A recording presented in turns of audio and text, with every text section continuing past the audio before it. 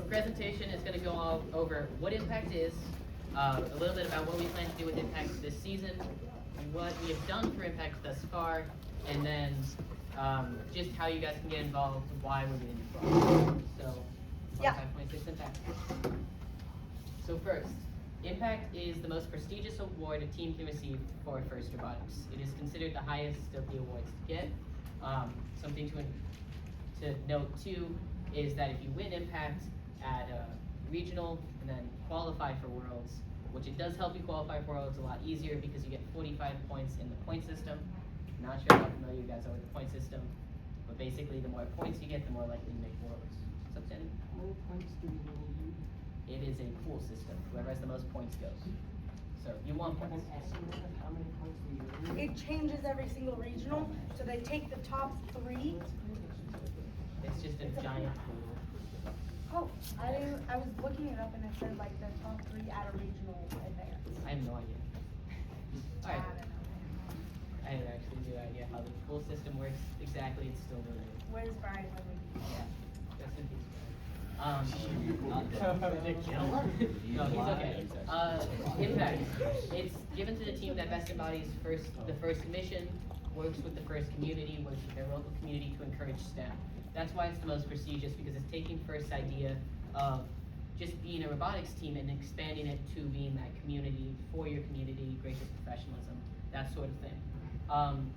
It's really about encouraging youth, encouraging STEM, and Coconuts did get it 2 years ago, if you were curious if any Arizona team has ever gotten Hall of Fame. Sorry. If you win Impact at Worlds, you get Hall of Fame.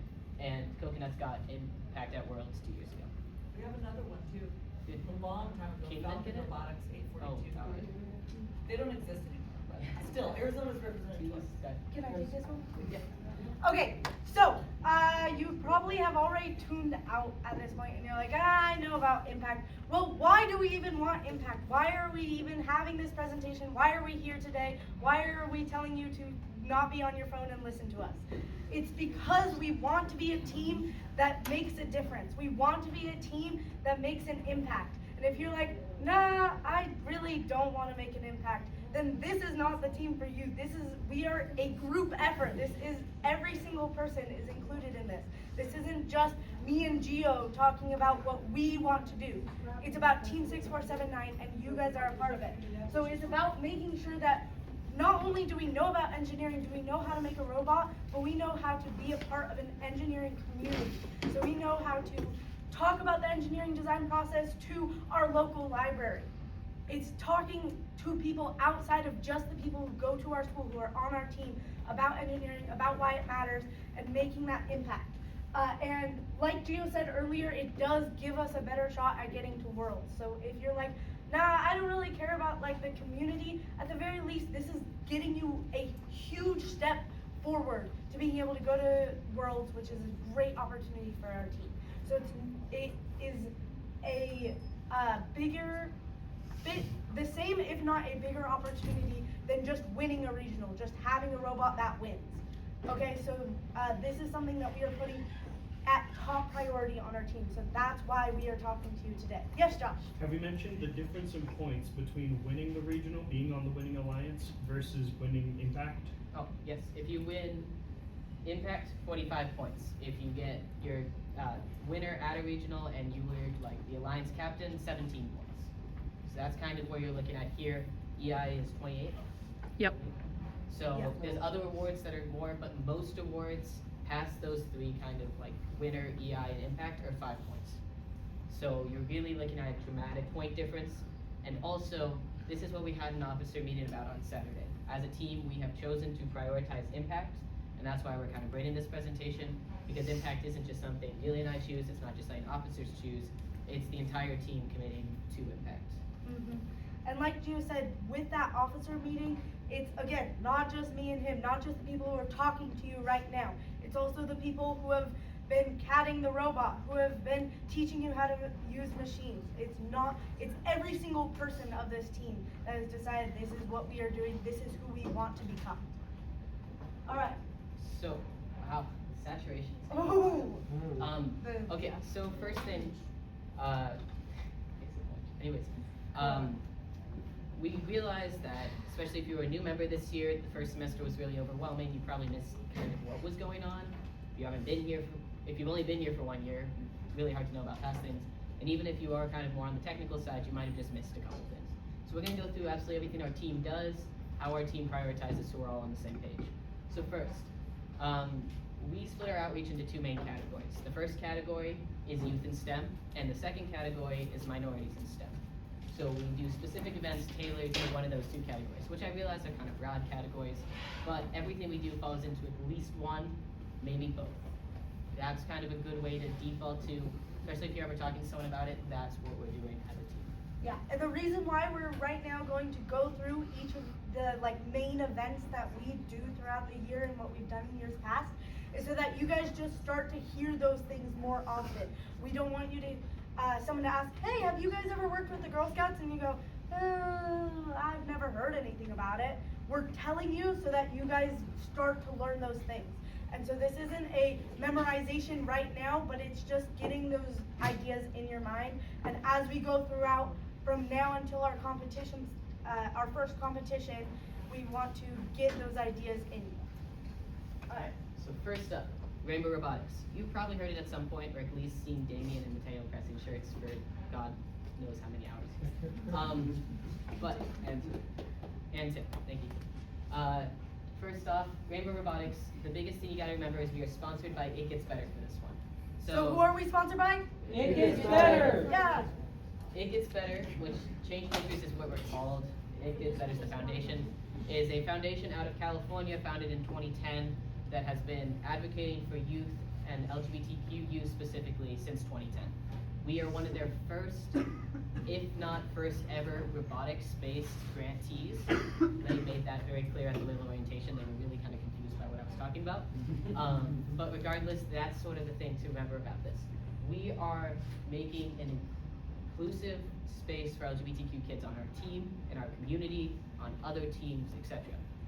We kind of have a working slogan right now. Currently, we're looking at rallying for the reinvention of inclusive STEM. Stand by. Needs a little bit more workshopping, but we're getting there. We also have a logo. So Ashna created a logo for us. Again, really orange for some reason, but that's the logo.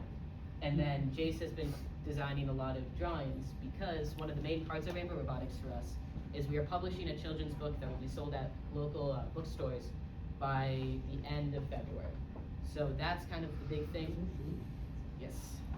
But also, we are hosting 10 to 15 events in the local community to bring LGBTQ kids STEM. We are publishing a coloring book headed by Duncan. We are also founding an alliance. We'll get into the alliance separately, and publishing resources for other FRC teams. Among other things, including a teen resource fair in April. So if you're gonna remember anything about Rainbow Robotics, it's to bring STEM to LGBTQ kids. Why? LGBTQ kids are more likely to be are not able to find a place in STEM a lot of times because they face unaccepting environments and they just don't see anyone who's like them. It's like what issues women encounter in STEM, where it feels like there's no one like you and then you can't achieve anything in STEM. So part of the alliance is bringing STEM to them so they can experience it. But part of it is also breaking barriers in the STEM community, making STEM a more inclusive place, training a group like us, who a lot of us aren't LGBTQ, some of us are, some of us aren't, and all coming together to make a change in the STEM field, to understand one another and to accept one another. Yeah. And so what foundation gave us a $10,000 grant to be able to do what Gio just said? It gets better. Yay! Okay. If you hear a bunch of other names going around about Rainbow Robotics too, we're doing events through 1 in 10, which is an Arizona nonprofit. They didn't give us money, we're working with them. Phoenix Pride is working with us on some stuff. But the people who gave us money is It Gets Better. There's Yeah. just a lot of different organizations on this one. All right, so next up is our EDP events, and I'm gonna be completely honest, guys, as I was putting pictures into this, I had to stop for a second and go, what does EDP mean? And I felt really bad, but I did figure it out. It's engineering design process, which I love. I just didn't know that it could be shortened to EDP. But engineering design process is that process that we've talked about quite a few times that's up on the wall over there. If you're like, I don't know what that is, come find someone else afterwards and be like, hey, can you please talk about that?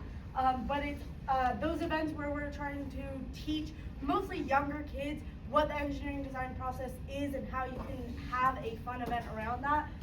So we, like our Chandler Public Library events are a lot of those EDP style events. So some specific names you might hear. We say Sunset Library, and that's an initiative. Those are events we've had for the last 3 years with Sunset Library, just down the street. If you hear Arredondo Elementary School, we work with an organization called Future for Kids, and through that they let us go to local elementary schools and do engineering design process events. This year we're doing 2, last year we did 1. Sunset Library, we've done 1 each year. Those are kind of the 2 you're going to hear a lot. Yeah, and the big part is that it's trying to bring the EDP to kids that don't know about it already. And every event we do for the EDP events are completely free. All right, Gio? So advocacy events. Oh, Chris, I'm filming. A lot of our advocacy events fall under alliances we are a part of, and so in that stem of advocacy events, we have more slides on those later because I want to give you guys a better in-depth conversation. But the ones that stand out the most are our Girl Scout STEM fairs. So this last Girl Scout STEM fair, we had almost 100 Girl Scouts sign up and attend. That was put together by Diana. Diana, do you have any good thing to say on it? You want me to? Yes. Just like the quick thing of what it was. Yep. Oh, okay, so basically they were just, 2, little like stations, like events for, the Girl Scouts in our area, just to teach them a little bit about like mechanical, electrical, CAD, a little bit about everything that we do as a team, and just to give them a sense of what STEM is. That was fun.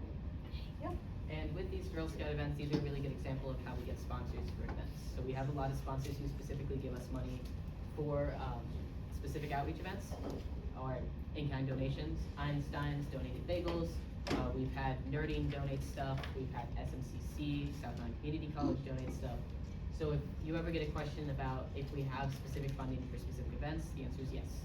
Usually local community colleges, local businesses, stuff like that. Josh? Sorry to take a step back, but you mentioned EDP events being free. Is there a reason for that? Yes. So part of a lot of what we do, especially with youth in STEM, is those free events allow anyone, regardless of their socioeconomic background, to learn the engineering design process. A lot of these events are specifically free for that reason. We want to encourage everyone, regardless of whether you can afford STEM or not, to, if you look at a lot of local STEM camps, you're looking at maybe $90 per day, a couple hundred a week. And so we give free ones so that way no student has to say, I can't participate because of the fact that there's a cost associated. Yeah, and just a reminder, we are recording this presentation, so if you're like, what did you say about why our events are free? You can go back and listen to it and hear that response again. You can also message me on Discord or Yeah. the server or really anywhere. Alrighty, so Engineering Minicamp is another big event that we have done the past 3 years, and we've been able to bring a lot of like middle school kids as well as some elementary school kids into our space and to again be able to teach them some of those basic skills that are STEM based. Yep. With that, this is a big one, guys. Duncan and I started this our sophomore year. We've done it since then.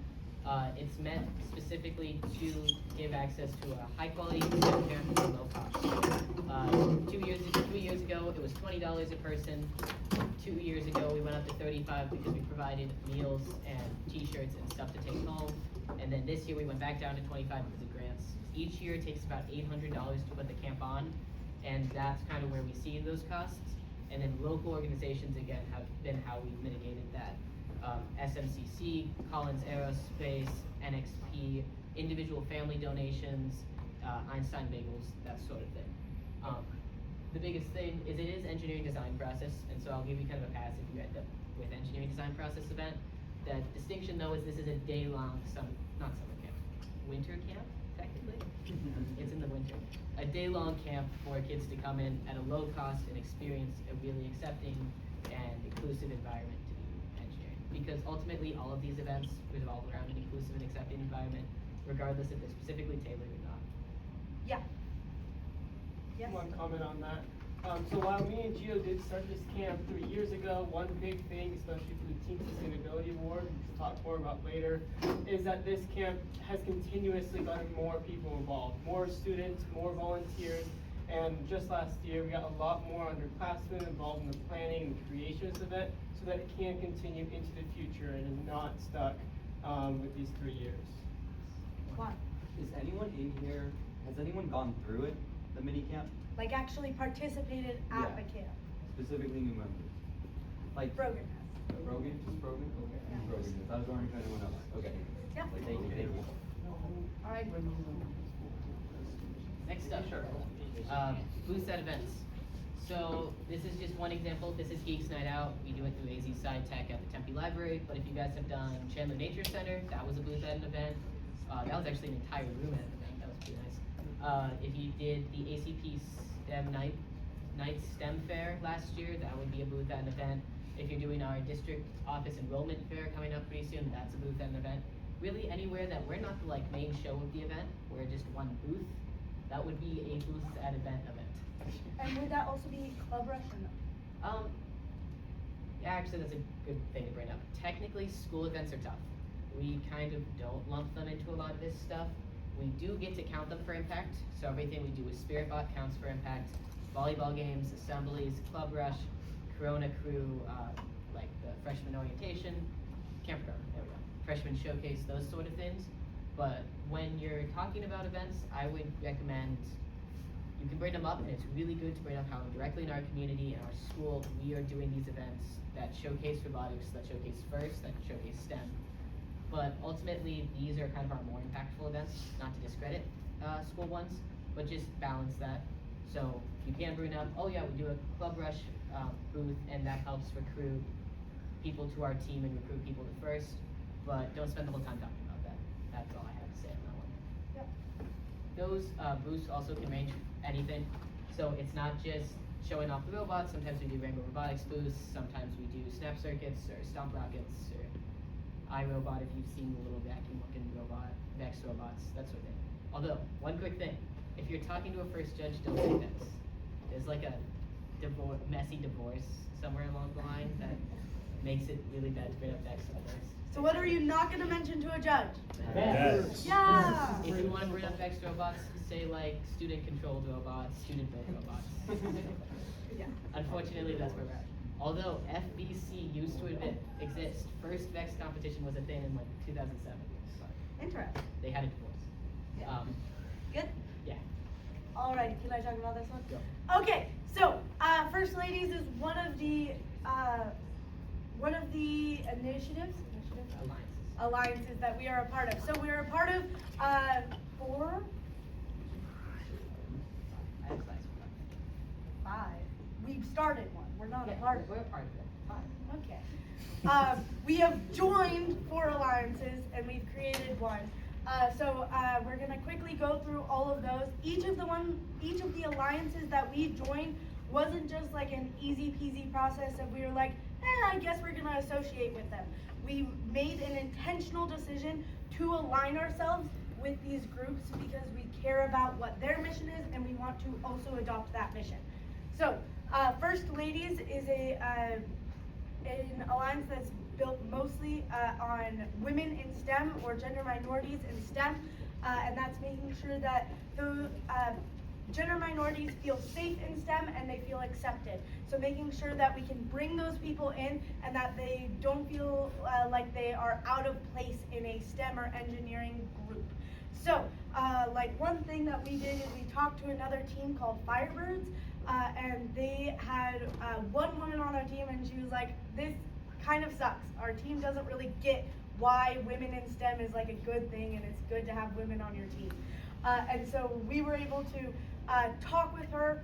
We met her at a gender minority roundtable at one of the regionals, and then we were able to talk to their team about why gender minorities in STEM is a great thing and why you want to go out of your way to make sure that those people feel accepted on your team. So I really, really personally care about this organization and how we've partnered with them, just because a lot of it is just making sure that everyone has an equal playing field, making sure that people don't feel like there's barriers stopping them from being able to be in STEM. I never want someone to be like, I really could be an engineer, but I can't because that's a guy thing. That sucks, I think, in my personal opinion. And I think our team has done a really great job in going, actually, those barriers shouldn't be there. Let's tear down those barriers. Let's make sure that everyone has a chance to be in STEM. Everyone has a chance to show up and feel accepted. And so when we're talking about First Ladies, I would recommend this and our other alliances. Maybe it's just one that really gets you passionate. Maybe it's all of them. But finding something that connects with you on a personal level. Why do you care about one of these alliances or all of them? What do you care about each one? And being able to talk about that, I think, is a really great asset, because not only is it great for judges and for impact, it's also great to just understand what we do as a team. Again, that goes back to who we are as a team. We are all a part of a team that aligns themselves with First Ladies and the other alliances we're going to go over. So again, just keep that in mind. And Anything then, else? yes, two things. One, we were a silver tier alliance partner of First Ladies last year. So they do like 3 tiers, there's gold, silver, bronze, and we were silver. So that means we did events in our local community for girls in STEM, and we also promoted them at events and on social media. We just didn't write a blog, so we didn't get those points to get gold. But this year. Yep. Alright, so next up is First ME, which stands, well, technically ME first, they switch it up, I don't know. Menstrual equity first. So all of this kind of accumulates for us. Ultimately, a lot of what teams do for ME first is having pads and tampons available in the pits at competitions. Our team takes it a step farther in 2 kind of drastic ways. So one is we have pads and tampons at every single event we do as a team. So whether it be an outreach event, a school event, team event, we'll have pads and tampons available, just to not only provide those for people who do need them, but also to destigmatize pads and tampons in general, destigmatize menstruation. On top of that, we also, at competitions and events, put pads and tampons in every single restroom, regardless of regardless of the gender of that restroom. So we put pads and tampons in the men's restroom and the women's restroom. And that's because as a team, we've come together over the past year and decided that for us, menstrual equity means that everyone has access to pads and tampons, regardless of how you identify, like what your gender identity is. Yeah. And again, this is something this might mean a lot to you. Menstrual equity might be something that is personal to you, or you know someone that is really personal to, and that gets you really excited. Or this might be something that you're like, yes, I'm here for that, but I don't want to talk about it for 3 hours. And that's okay. It's okay for you to not be insanely passionate about everything we're doing, but it is important for you to be aware of it and to be aware that we as a team care about this. Next, LGBTQ plus a first. So this is, again, another alliance that we are a part of, and this one focuses on LGBTQ plus people in first. Yes? Cool. Just, I want to double check, like Delia said it, but I want to re-say it. It is LGBTQ people in first. So LGBTQ first does not really cover outside of first. So what does LGBTQ plus a first stand for? People inside first at the upper. People inside first. Sorry, that was a bad one. That was a bad one, guys. Yes, Josh? Is there a reason for that distinction? It's important for our team as a whole because that provides the distinction for Rainbow Robotics when I get there for the Alliance. I will provide that kind of contrast. On a general scope though, when you're talking to a judge, it's okay to bring up LGBTQ in general. It is just important to note that their website does designate that they are an alliance for inclusion of students, mentors, and volunteers in the first community. Alright, do you want me to talk about some of the events? There you go. Okay, so LGBTQ plus and first, as well as First Ladies, often intersect. One such example is we had an advocacy table at our last regional, which is where we gave away stickers, pins from, as well as First ME.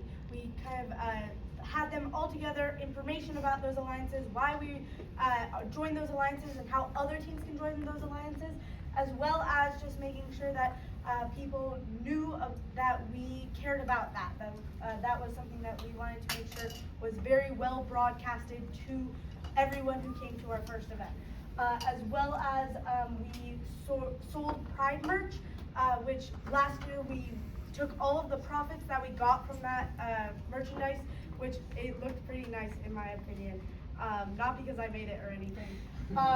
All of that profit was donated to our local organization 1 in 10, which is the largest LGBTQ plus youth organization in Arizona. And so we've worked with them quite a bit. We are starting to work with them even more, such as tomorrow and Wednesday we are working with 1 in 10 in 2 outreach events. That's going to be really amazing. Here's a picture from an outreach event that we had just last year. That was really, really fun. Again, it's connecting to people that are LGBTQ plus and making sure that they can feel a part of the STEM community, and it's a really awesome opportunity. Yes. And I know that feels weird because we kind of said the 2 things twice. So important distinction for moving forward into this season.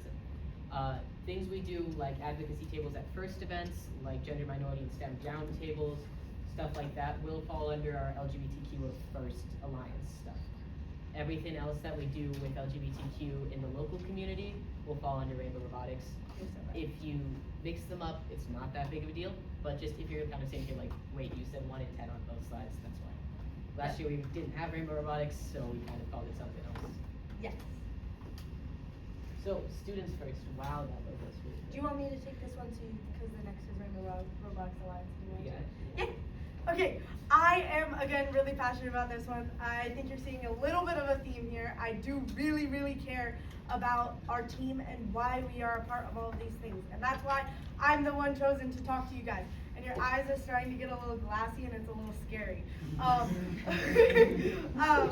But yes, we only have a couple more slides, and it's gonna get more important from here on out.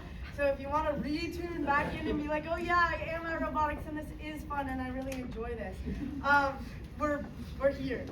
Students first is how we try not to have our mentors do everything for us. So there are other teams that have their mentors kind of building the robot. They have their mentors working the pit, doing the competition pretty much mostly. Yeah, the team is the mentors. So we really, really insist that we make sure that every single one of you guys, the students of our team, the actual people that make up our team, are the ones building the robot, the ones making those decisions, and having that leadership aspect so that we are able to make sure everything is put back on us, not the mentors that are in the back just watching us like cool people. They give us help, they help us out. It's not like we don't have mentors.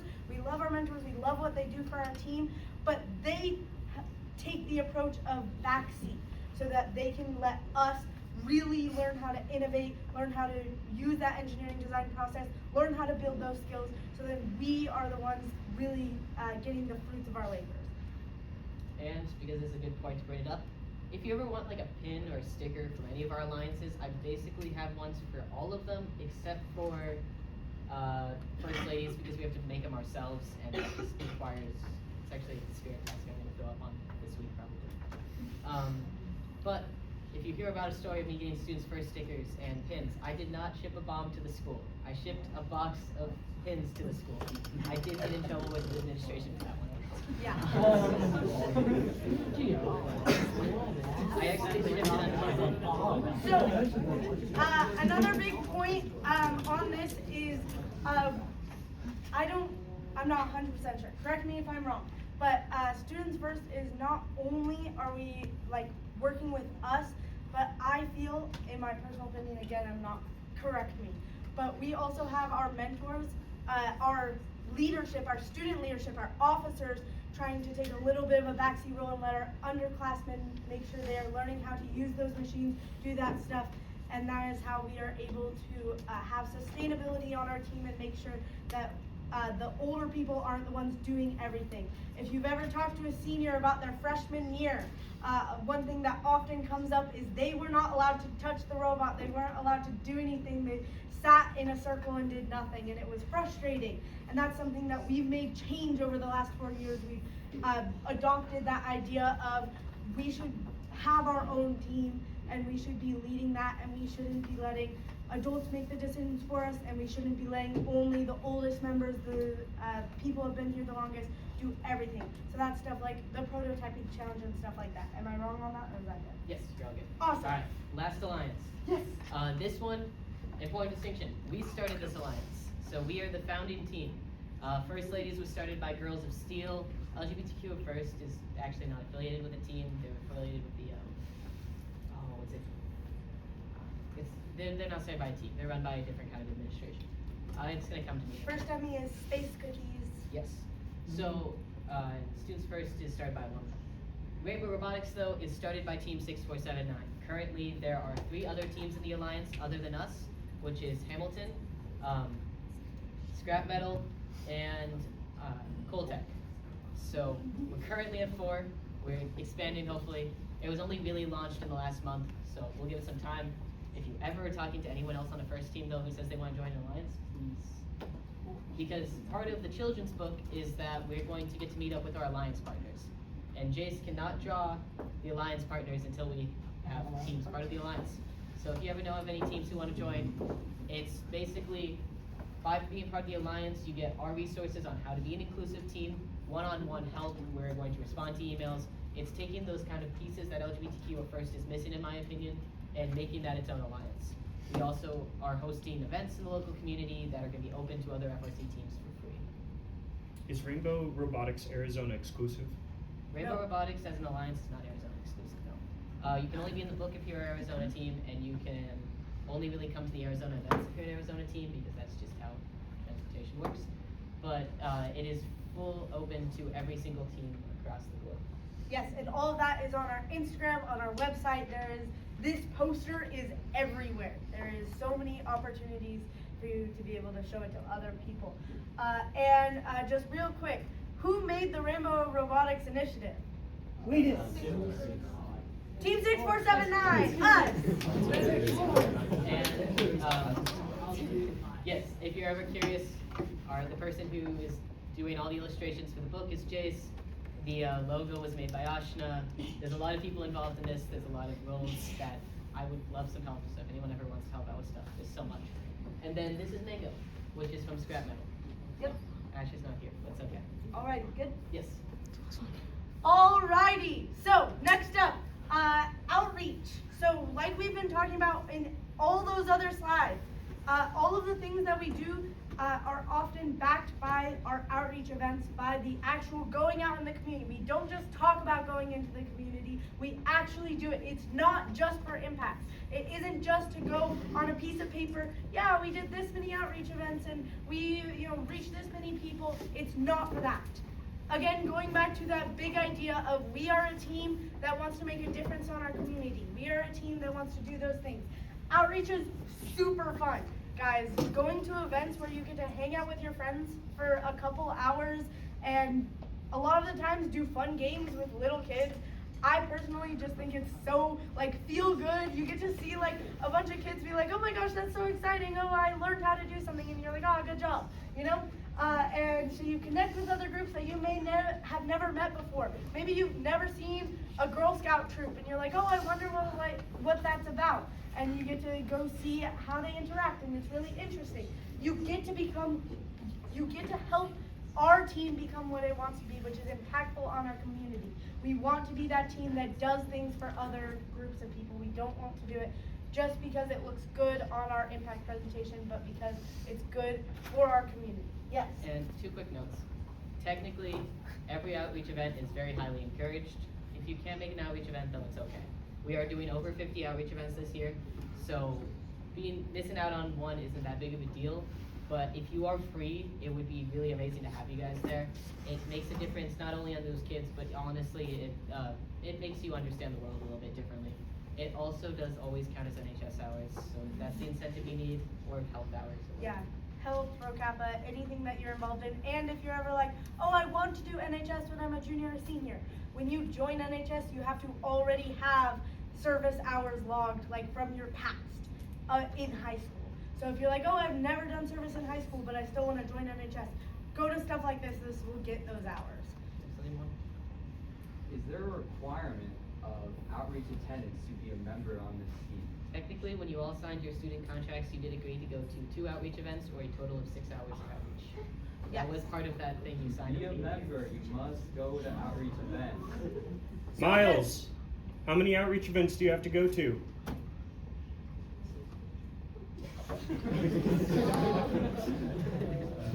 This is important. 2. At least 2. The part I wasn't hearing. Yeah, 2 outreach events or 6 hours, either one. But guys, 50 outreach events a year, you guys can make it easy.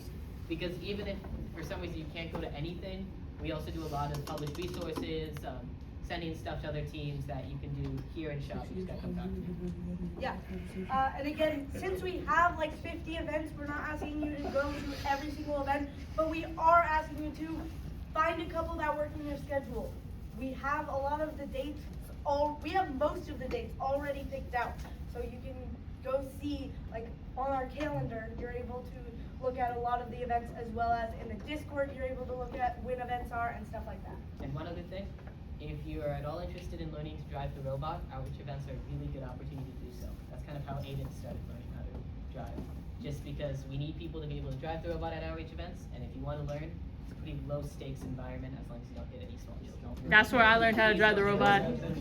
I learned how to drive the robot there. Yo, for real though, outreach events are an absolute blast.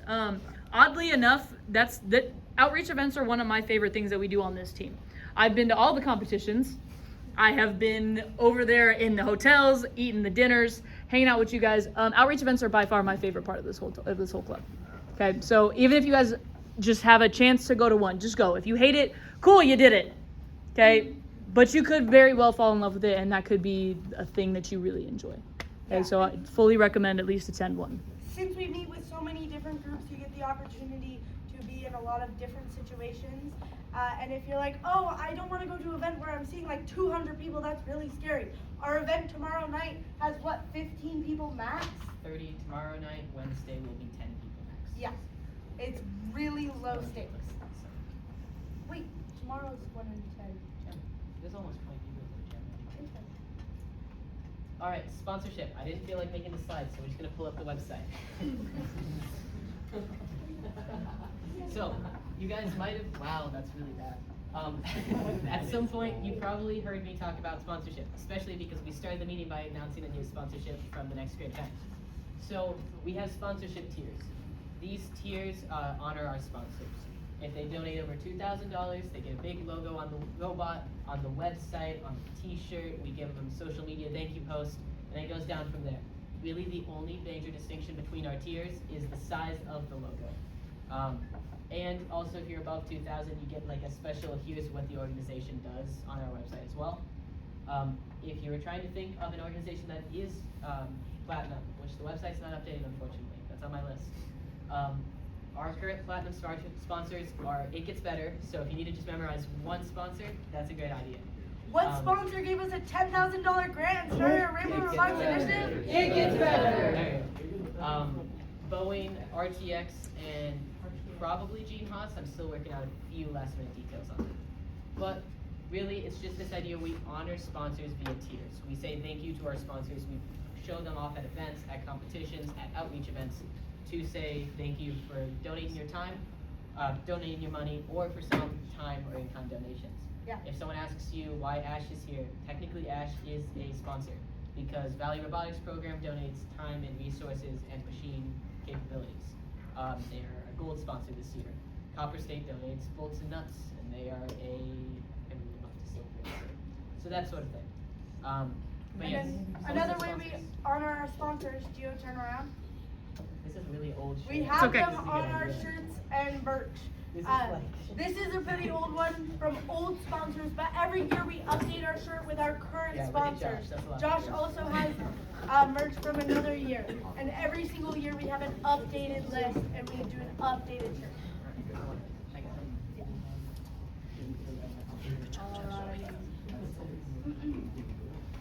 it. Okay, everybody. We're so close, guys.